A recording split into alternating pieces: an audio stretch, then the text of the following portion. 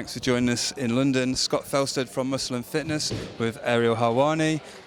Do we say BT Sport or TNT Sport these days? Until July 18th, you could say BT Sport. BT Sport. Well, we all know and love BT Sports, and of course for the soccer as well, because I must admit I'm a big Nottingham Forest fan. Yes. And I hear I've got a fellow brother here as well. Oh my gosh, my favorite club, who I've truly fallen in love with. People like to say that I'm just like messing around or I'm a plastic fan or anything like that. I never had a club. I chose a club because I wanted to become a big soccer fan or football fan because my kids are really into it. Yeah. And I like them because of the logo and the history and the first time back up in 23 years. And let me tell you, like I have fallen in love with them. Like I love the atmosphere. I love the fan base. I love the stadium. I love the manager. I love Brendan Johnson. I love Morgan Gibbs-White. I mean, I could go on and on about Nottingham Forest, and I'm so happy to be a fan of theirs now. Oh, no, definitely. And it is such a great atmosphere there as well. I wish my little brother was here because he absolutely loves Forest. And my dad as well, you know, and we all grew up with it. But my little brother, he goes to all the away games. Oh, you know, legend. He knows all the stats and everything. Good for him. Yeah, glad to have you on board with Forest. And thank you. It's funny because you are a sports journalist, and of course I do the fitness stuff as well and cover wrestling, and often get asked the old question like, oh, why do you cover wrestling and all that kind of thing. Do you get that, and do you get people saying, oh, it's not a proper sport, and how do you respond to that? I had a father at like a school function recently say to me like, can I give you a piece of advice or, you know, a little constructive criticism? Maybe chill with the wrestling. And I was like, what? Yeah. No, man, this is great. I love this. I treat it, you know, obviously I know what it is. I know it's scripted, but like to me, when you sit down and talk to the athletes, it's no different than talking to MMA fighters, boxers. There's a lot of similarities between all the combat sports. And so the stuff that I've done with BT, like the sit-down interviews that we've done, is some of the like the work that I'm most proud of. And the athletes have been so gracious and candid with us, and I think it's because, you know, I respect what they do. I don't disrespect it. I'm not offensive with my questions, and they give us some of the best stuff because they're like natural showmen and women, and it's just such a pleasure. So I don't consider myself a wrestling journalist per se because I don't cover the day-to-day. But I do consider myself a journalist who at times covers wrestling and does wrestling interviews. And I do think there's a distinction, and I think that other people don't know or understand the distinction, and that's fine. But for me, I think there's a distinction, and I love doing it. Yeah, I'm so glad you said that because I feel the same way. I get to ask people about fitness, and I get to ask wrestlers about fitness, and it's not necessarily about a storyline or anything like that, and I think they enjoy that. And I love your style because it's very conversational, and you ask them about things outside of wrestling. Thank you, I appreciate it. Get the human side of things, you know, and we're all human beings, whether we're professional wrestlers, basketball players, and, you know, winning a wrestling match is more difficult than people might think because there's everything else that goes into it, the training, the miles on the road, and then the politics and everything else. That's the toughest part, right? Like in other combat sports, to a degree, you can control your own destiny. If you keep winning, you'll get to the top. In pro wrestling, if you keep winning, you don't necessarily get to the top. I mean, just look at a guy like LA Knight, 20 years in the game, and only in the last 3 months has he exploded.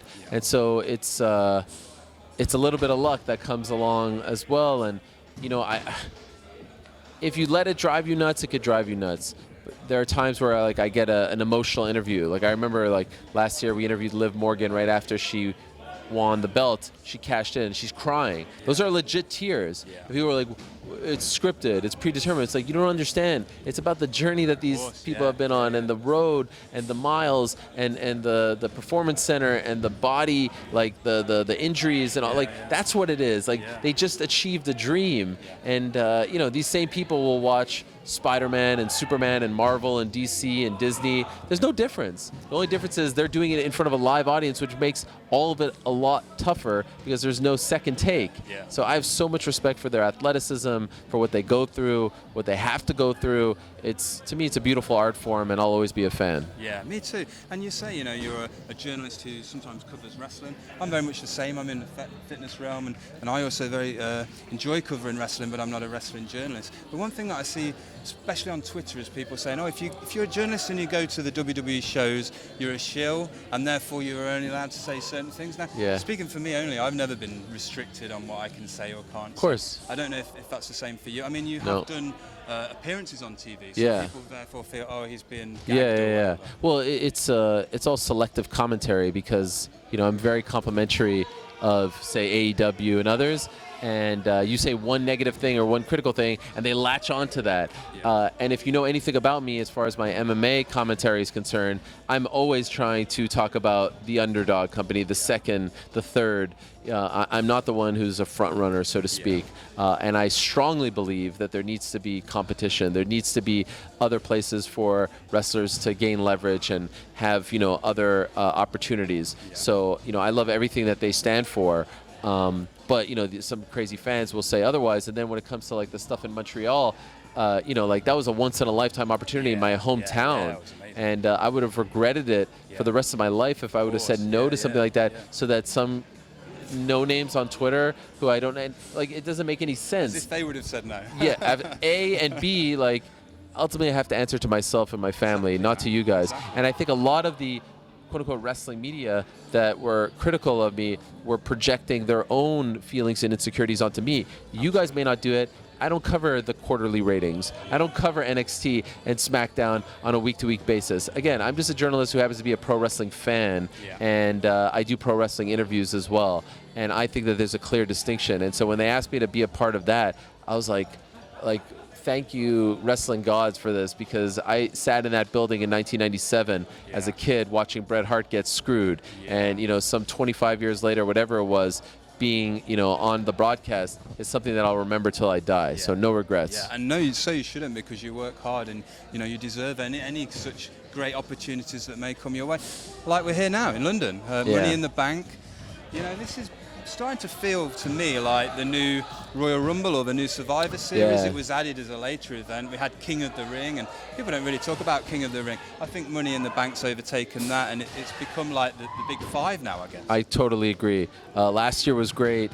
Everyone has been great because it allows, what's great about it, just like with Royal Rumble, it allows for an instant contender to be born. And then what's even better is that it becomes like a common thread throughout the year. Will they cash in? Will they not cash in? I like a slow build, although, last year with Liv was great. Biggie doing it 2 years ago was great as well. And obviously Seth is like the pinnacle back in the day, WrestleMania. So I think it's a brilliant idea. It's been a really nice addition. And I'm really happy that they're in London for the first time since 1992 for a PLE. And the international PLEs have been really great as well. Like, Puerto Rico was unbelievable. The crowd there was unbelievable. I didn't think that Montreal would have any competition in terms of crowd of the year. And then comes Puerto Rico in May, and I was like, holy smokes. These people are going like uno, dos for like every single near fall. I'm like, oh, wow, this is amazing. So I like that they're going out of the country, out of America for these PLEs. I think it's added a nice little spice to the shows. The atmosphere at Backlash was just incredible. And I know it's going to be pretty crazy here. I must just get your predictions before I go. The men's Money in the Bank match and the women's Money in the Bank match. Who do you see winning? Well, let me say this. Who would you like to see win? Who do you think will see win? And where do you think they'll go after the match? As far as the men's Money in the Bank, I think Logan Paul is going to win. I think that he is going to get help from KSI is my prediction. I have no insider information here. No. I've got a similar theory as well, KSI was at WrestleMania, like doing it here, the pop would be insane, right? Because he's so popular. And so I feel like that's going to happen, and then maybe he goes after Seth again. So that's what I think happens there. As far as the women are concerned, I think it's going to be either Io Sky or Becky Lynch. Becky versus Rhea would be a lot of fun. If I had to pick a winner, I'm going to go with Io Sky. Io Sky's match at Backlash was so great. I was blown away by that match. That was one of my favorite matches of the year. I agree. She did a tremendous job, and it's good to see her get that push. So if I have to pick a winner, I say that she'll get it done and go on a bit of a run there. You're right, after that Io Sky match, I was racking my brains. I think that may have been my favorite ever women's match in WWE. That was tremendous. And I know there's a lot of competition, but I couldn't think of a match that made me feel what that made me feel. And the crowd helped a lot. The crowd was on fire for that one. And I think it was the opener, and they were on fire. It was, And let me just ask you about LA Knight, because obviously he's riding a wave, and deservedly so. What are your thoughts on LA Knight and his future? It's a beautiful story. 20 years in the game. Last 3 months, he's exploded. Very happy for him. A great example of perseverance. Historically, they don't pull the trigger this early. Even when these situations happen, they like the long build. And I feel like a long build would be better for him. A little adversity. Maybe they turn him face first. or maybe he should be a bit of a gray character, right? Yeah. But like what we saw with, it's always very special when you see these moments like with Daniel Bryan, Kofi Kingston, recently with Sami Zayn, although I'll go to my grave believing that he should have won in Montreal. It's nice when the fans get behind someone somewhat unexpectedly and they help him get over the top. Yeah. And so I feel like we're seeing that now, but I'd like to see it kind of last a little bit longer. Yeah. I know exactly what you're saying. I mean, I was in Cardiff and Drew McIntyre. Yeah. For me, he was winning. He was absolutely winning, and when he didn't win, I just couldn't believe Devastating. it. And then there we were at WrestleMania and again. Cody. So let me just ask you, main event, Roman Reigns, the whole bloodline feud, and it's exploding right now. It's a civil war. Prediction on the main event? What a great storyline. It's been cinematic, really, and I've really enjoyed it. And I don't historically love non-title tag main events for a PLE, but this one's different. I think that the Usos win because Roman rarely loses, and this is an opportunity for them to pin their brother Solo. Yeah. And he doesn't lose, his stock doesn't drop, but he loses. He doesn't get pinned, but he loses. Yeah. And they're getting over as baby faces right now, so I think that would be the next logical step. They've been incredible. We did a sit down with them earlier today with the Usos, and it was just tremendous fun. What great characters. Yeah. They actually say "Us" like when you talk to them. Yeah, I love it's it when amazing. that happens. Yeah, you feel like you're in the yes, television screen sometimes. Yes, it was amazing. Well, listen, thanks so much for your time. Great to pick your brains. Cheers. Great to meet you. It's going to be absolutely crazy at the O2 Arena. Can't wait. The SmackDown and Money in the Bank, can't wait. Just keep doing what you're doing, man. Cheers. Thank you so much for the time, and most importantly, come on, you Reds. Absolutely. You got it. You heard it here first. Thank you. Pleasure.